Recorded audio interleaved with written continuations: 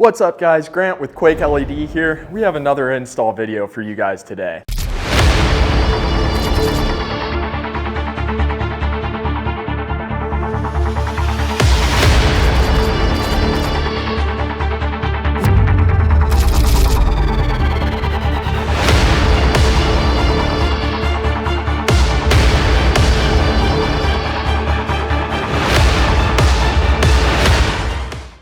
So, we've got the JL behind us, and we are going to be swapping out these factory Mopar tail lights for an upgraded set of Quake LEDs. We have a bunch of different options of tail lights for a JL, so check quakeled.com for all that we offer. Today we're going to be installing our QTE 1026. So this is a super special tail light because it actually has what's called a light hacker mode. So we're going to show you how to install it just regularly out of the box, the way all of our tail lights work, and then we're also going to show the special features of this one specifically, so that way if you want to go ahead and do the light hacker mode, you guys know what to do. Alright guys, so out of the box, as I said, we have some extra wires and some stuff. This is all for light hackers, so we'll just set this off to the side now. As you can see, there is the extra wiring harness, so these tail lights are going to work if you have the blind spot monitor on your Jeep. So essentially, let's go ahead and start the installation process. Like I said, these are a special type of tail light, so they have one mode out of the box that is fully plug and play. Pull the old one off, plug this one in, and you're good to go. They also have the addition to do a light hacker mode. So if you want to go through a little bit of extra wiring, these taillights actually have a sequential turn signal in them that's going to go in the direction that you're turning. So it's a really neat effect. It does require a little bit of additional wiring, but we're going to go ahead and show you how to get that done. Alright guys, so this first step to installing your brand new Quake LED taillights for your JL Wrangler is going to be to take the old ones off. So we're going to go ahead, open up the Jeep. Alright, so to access the bolt that holds in the factory taillight, we're just going to go right here and pop this little plastic panel up. I'm going to use a screwdriver, being careful not to scratch the plastic. And then we're going to use a Torx bit T40, and we're going to back this screw out. It's the only screw that holds in the taillight, so you'll want to back it out and keep a hand on the taillight so it doesn't fall off. Alright guys, so I brought the table back over here. So this taillight was equipped with the blind spot monitor from the factory. It's really easy to take it out of this taillight and swap it over to the Quake LED taillight. So we're going to go ahead and do that. You're going to begin by taking off this plastic bracket on both the factory taillight and the Quake LED taillight. So there's 3 Phillips screws that hold this in place. We're just going to back those out real quick and transfer this blind spot monitor over. Alright guys, so now that we have removed these plastic brackets that actually hold the taillight into the Jeep itself, you'll notice that there's one more little plastic piece with 2 more Phillips head screws on it. We're going to back those out, and that's going to allow us access to the blind spot monitor.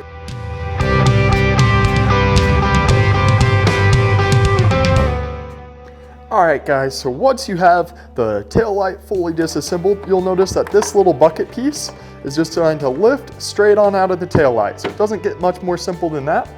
Alright guys, so once you have this blind spot monitor removed from the factory Mopar taillight, we're going to go ahead and use the clips that's clipped in here with and just transfer it over to the bracket that comes with our taillight because they are slightly different. So you can see that blind spot monitor pops out like such. And then we're going to pop it into our clip. You can notice that there's a little cutout for the plug and everything, so it only pops in one way and it's pretty straightforward. So that snaps into place as such. We're then going to take the blind spot monitor plug that is incorporated into our taillight. There was a little silicone gasket on it. For those of you that do not have a blind spot monitor, you won't have to do anything with it and the plug is sealed. So we plug it in just like the factory one. So it plugs in and then you'll push the little red keeper forward. So you'll see this drops right down into place. We're going to go ahead and replace the 2 screws that we removed holding this guy in.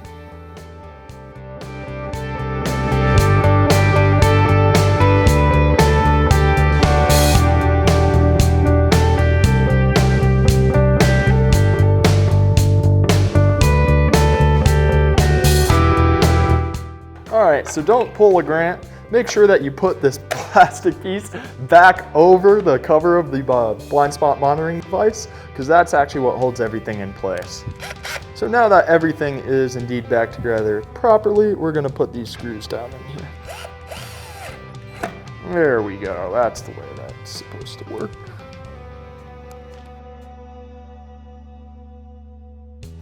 All right, guys, so we're going to put this plastic piece back on.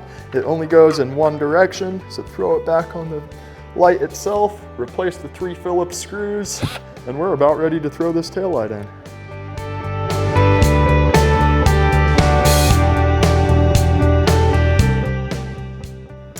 All right, guys, so now that we've removed the factory taillight, taken the blind spot monitor out of it, transferred it over to our taillight, and have everything put together, we're ready to put it back in place. So we're going to come back over to the Jeep. You can see that this plug only goes in one direction. We're going to go ahead and push that in place. You'll hear a nice firm click. Then we're going to go ahead and just drop this taillight in.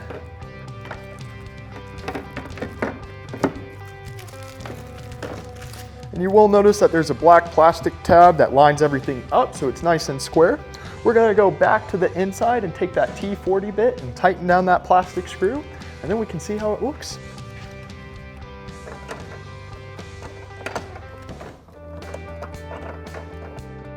All right, guys, so that was the simple mode. We just finished installing the Quake LED taillights in the plug and play mode, so the way that they come straight out of the box. So I want to do a side-by-side comparison of the factory Mopar LED taillight versus the Quake LED taillight.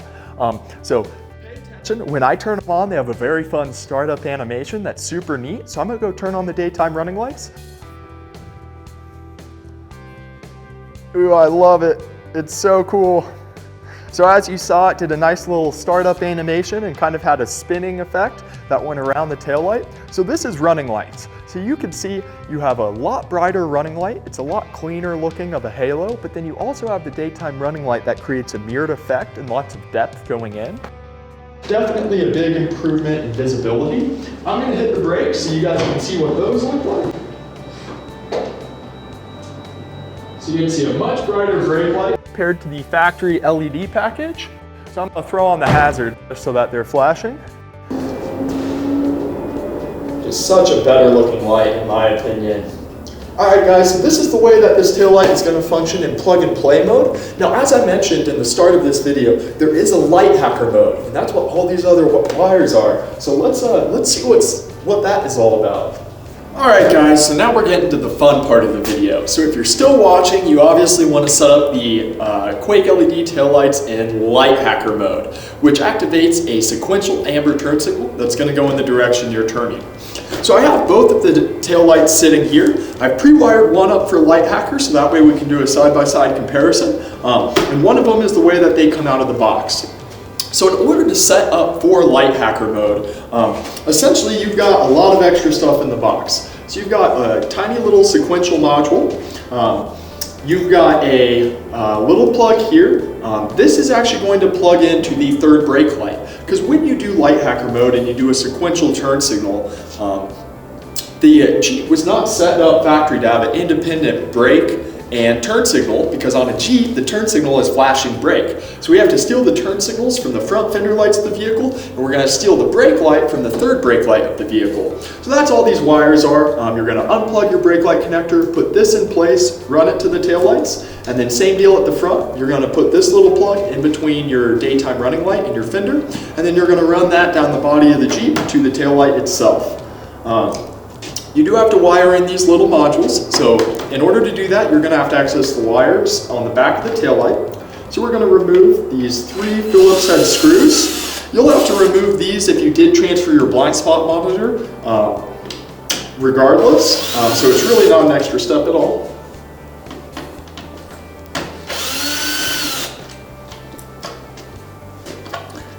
So, as you can see on the back of the taillights, we have a yellow wire to a yellow wire, a red wire to a red wire, and then that's about it. You'll notice on the inside of the light, you can actually pop off this plug, and if you pull out the inside, there is a little switch on the inside of the light. So if you have an LED package and you install these taillights and you have a dash air, you're going to flip this switch to the on position, and then it's going to get rid of the dash air. So if you install the taillights and for some reason you have a dash air, open up that little compartment on the back and flip that switch. So this is an LED package, so I do have it flipped to the on position. So you should never have to go back in there. So I'm going to tuck these wires back down on the inside, lock that down in place. Alright guys, so you can see I've set up the light hacker on this tail light here. So what we're going to do to duplicate this one for the other one is we're going to unplug these little quick connects that come out of the actual light itself. So right now we have 2 reds and 2 yellows that are exposed. We're going to take this little light hacker module, and this is actually what's going to drive that sequential turn signal, and we're going to plug it in. So we're going to take this blue wire here, and we're going to plug it into the red wire that's coming off the back of the tail light. So that'll be connection number 1. So we have 1 blue to red, and there is a wiring diagram in the instructions that you can follow, but I tend to think it's much easier to follow along with the video. This brown wire is going to be the wire for the brake light. So when we tie into the third brake light on the Jeep itself and run the wires, that's where that wire is going to plug into, is on the brown wire. So then we have a yellow wire coming off this. This is going to plug into the red wire that comes off of the plug of the tail light. We have used male and female connectors, so it is actually pretty tough to mess this up. So as you can see, we have a red wire to the blue wire. The red wire that comes off of the plug itself is going to the yellow wire of the module. This yellow wire hanging off the taillight itself is going to be unused, so we are not going to use that wire. This wire that goes into the back of the taillight is going to be for the turn signal. So we can go ahead and take a little piece of Scotch tape, and we're going to label that just so we know that that is indeed the turn signal when we run our wires from the front of the Jeep to the back of the taillight. Once again, the brake wire will plug into this brown wire. So that's all it takes to set up Light Hacker. Once again, it's just unplugging the quick connects on the back of the taillight, installing the little sequential module, and if you have the LED package, flipping that switch. All right, guys, so we're gonna go ahead and start running the brake wires for the taillights. So we're gonna have to tie into the third brake light, which there's a little plug inside the tailgate here that we're gonna have to tap into. So we're gonna stop out by popping this plastic trim piece off of the Jeep itself. I usually grab down here just to remove the first clip using this little sheath here, and that's going to release kind of the bottom clips. I'm just going to use my hands and kind of work around. There are these green plastic clips that hold this in, and you want to be careful not to break any of them or damage them. So you're just going to kind of be a little gentle, and it will pop right out. You can see I pried it off. A few of these little green plastic clips were left in here, so I'm going to go ahead and look at the back and just make sure that the ones that have popped out are going to line back up, and we're good. So once that is set off to the side, in order to get the wires from the tail lights into the back of the Jeep, there's actually a little rubber grommet that's behind this plastic piece. So we're essentially going to run the wires through that grommet, and then we're going to go ahead and cut open this sheath. This customer has already made a splice into the brake light plug that we're going to be tapping before. So I'm actually going to rerun this wire for him so that way it's inside of the sheath and not kind of tucked on the back. But you will not have this wire here. So in order to access this grommet, we will have to take out this plastic kick panel here. If you have the Alpine system from the factory, it is a little bit more complicated than if you do not. If you do not, it's just a bunch of plastic clips that you'll have to pop off. If you do have the Alpine system, well, you're in luck because that's what this Jeep has, so follow along and we'll be able to yank this out. In order to remove this kick panel here to access the little rubber grommet, we're going to have to kind of take apart the back of the Jeep. So this, I'm sure you're familiar, just pops right out. Set that off to the side.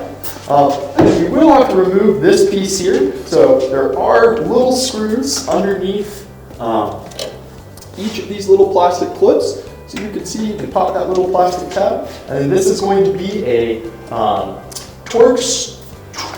Ooh, that's a good question. I think this is a T40. Yep, it's a T40, just like the screw that held in the taillight. So we're going to remove these three so that we can access this panel.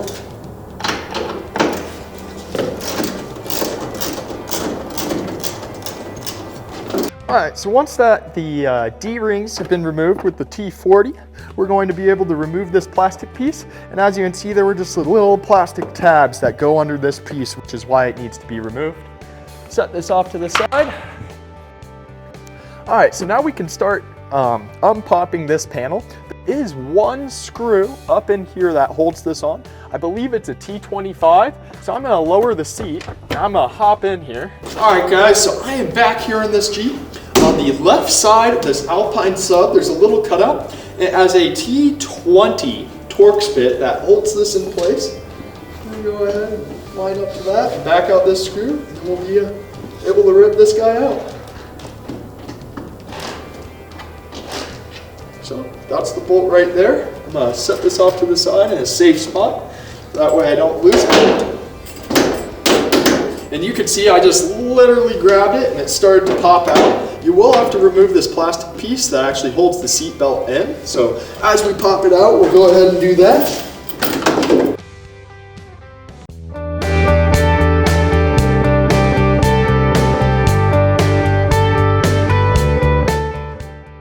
Alright guys, so I am going to pull this trim off, just that way. I want to make sure that it's not getting caught on anything.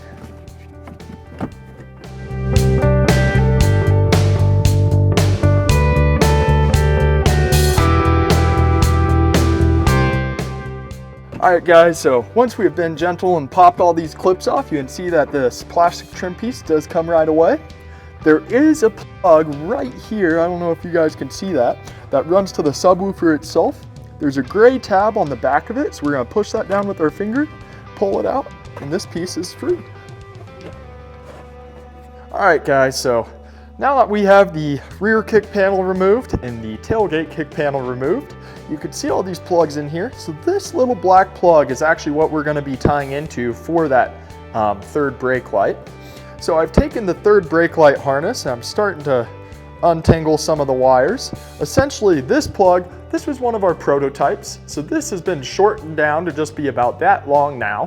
I'm just going to go ahead, there's plenty of room, so I'm going to zip tie it up in place. But this plug will go right in between this plug, and we're going to run each of these wires down through a rubber grommet that all the factory wires run through for the tail light, and then we'll be able to run one over for the other side. Alright guys, once again, it's this little black plug here. So you can see there's a little red keeper that we're going to pull back, push down, and unplug. It's that easy. This is the same exact plug, so you can see it only lines up in one direction. So we're going to go ahead and plug that guy in. And then push our little gray keeper down so it holds it in place. And as you can see, I'm going to go ahead and zip tie these wires here. Yours will not have that massive bundle. So now we can go ahead and start running the wires.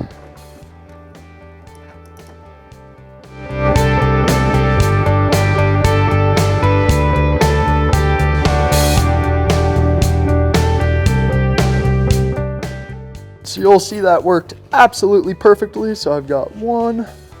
We're just going to go ahead and pull all these wires through here.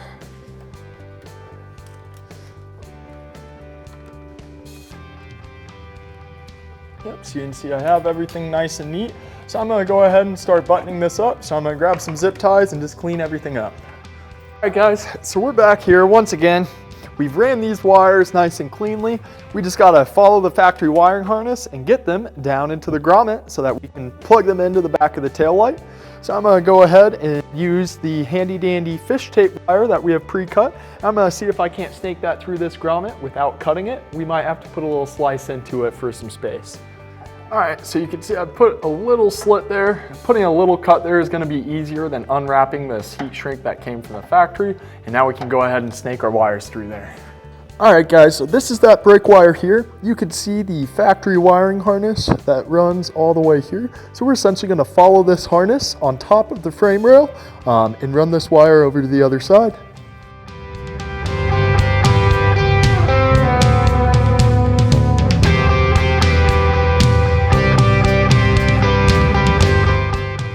It's just kind of common sense, Don't put it near anything moving or near anything that's going to be generating heat, and you should be pretty good.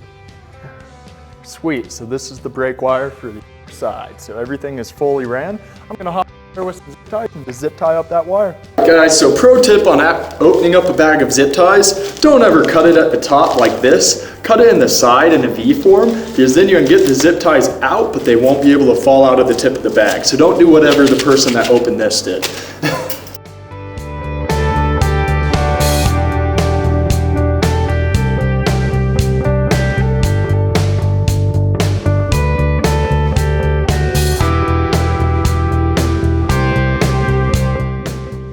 Alright guys, so the brake wires are fully ran, everything's zip tied up. So we have the brake wires tied into the third brake light. Now what we have to do is steal the turn signals from the front. So we're gonna actually unplug the fender light itself, put the pass-through plug in place, run the wires along the frame rail and up through the same spot to the tail lights. So it's going to be essentially the same on the driver's side and passenger side, although it's much easier to access the fender light on the driver's side because you can reach over into the engine bay and pop the plug out, whereas on the passenger side, if you do have your factory fenders, you're actually going to have to peel back the inner fender liner to access the pass-through plug, and that's only on the passenger side because that's where the battery is, and you'll have grounding disconnect, so you can't access it from the engine bay itself. So we're going to insert a clip from our headlight installation video of us accessing the pass-through plug on the passenger side to make it easier. Yeah, insert clip now. All right guys, so to access the plug, which is located right about here, we are going to just peel back a little bit of this inner fender liner.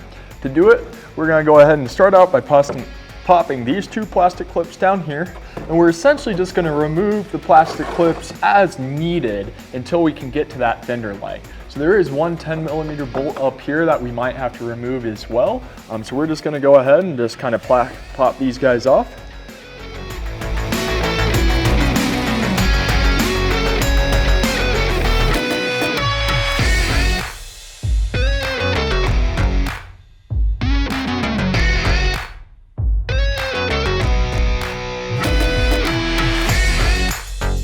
Alright guys, so I have the inner fender liner removed. So 1, 2, 3, 4, and then this rivet I didn't. So these 4 rivets were actually connected to these holes on the fender.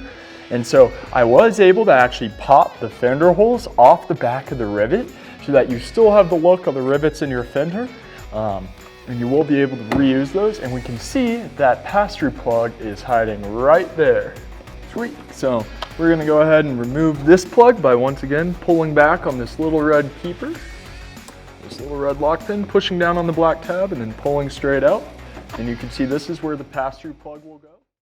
Alright guys, so we're here at the front of the Jeep.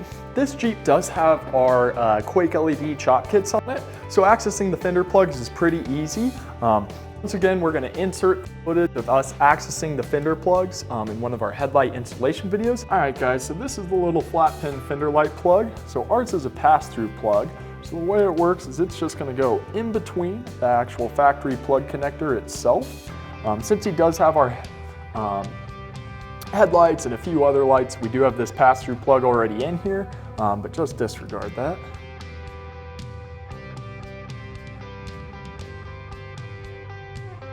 And I'm going to go ahead and zip tie all of that up. Alright guys, so now that this is all plugged in and pretty, we just got to run this to the tail light on the rear of the Jeep. So we're going to go ahead and just kind of follow this factory wiring, and then once we're underneath the Jeep, we'll follow the frame rail all the way to the back.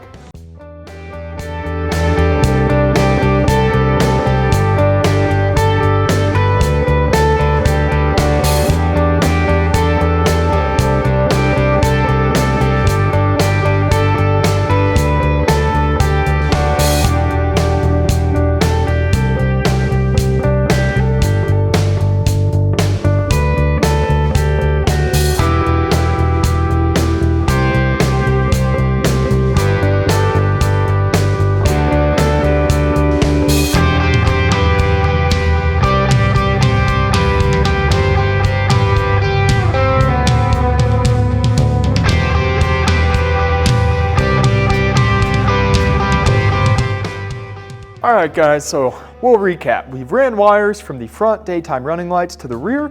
We've tied into the third brake light and ran the brake wires to the rear. We've moved the blind spot monitors. Now we're ready to plug everything back together and get everything good to go.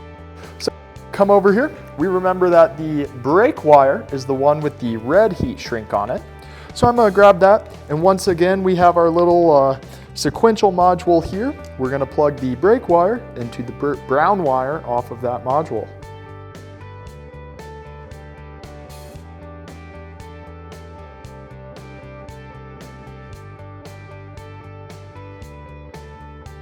After you have connected the brown wire to the brake wire, which is the red one, we have labeled the yellow wire as the turn signal wire coming out of the light. So we're going to take the wire that we ran from the front of the Jeep and we're going to plug that guy in. Alright guys, so just to make sure that all of your connections are good to go and that the switch is indeed placed in the right spot, we're going to just plug this light in. And we're going to just let it ride. So we're going to kind of put it in here nice and carefully in a way that it will not be able to fall. I trust that for now. I'm going to grab something to set it on, so we'll be right back. Alright guys, once you check the functionality and everything is working, I'm going to go ahead and unplug it just so I have a little bit more room to work here. We're going to go ahead and throw the cone piece back on and reinstall the tail light. So we're almost done. Alright guys, now that everything is plugged in, tested, ran, I'm going to go ahead and stick down this little piece. So you can really stick it wherever you want. There's a nice little spot kind of tucked away here under the wires. So I'm going to go ahead and just put it right up in there, nice and neat. There's a 3M on the back, you'll peel that off and you're good. Remember, there is one yellow wire hanging out of the plug that is not used in light hacker mode, so don't worry. If you have that yellow wire there, you have actually done something right. We're just going to kind of tuck those guys up, plug the tail light in, and then reverse the steps we did to take it out. Alright guys, so we have the tail lights fully installed, all the wires are ran, and they are in light hacker mode. So you saw when I first turned them on, they did a cool startup animation. I'm going to go ahead and turn on the turn signals so we can see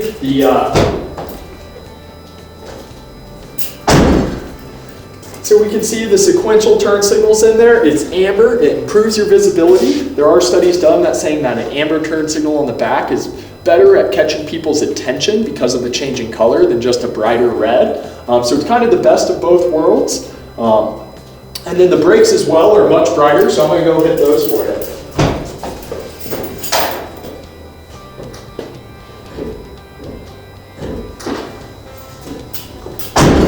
Overall, these taillights are a fantastic upgrade. They definitely look a whole lot better than the factory Mopar ones, and they're going to improve your visibility for when you're going down the road. So I think that really just brings us to an end. Visit quakeled.com if you would like to learn more or purchase a set of these taillights. Once again, these are skewed as a QTE 1026. So if you would like a set of these, go pick them up.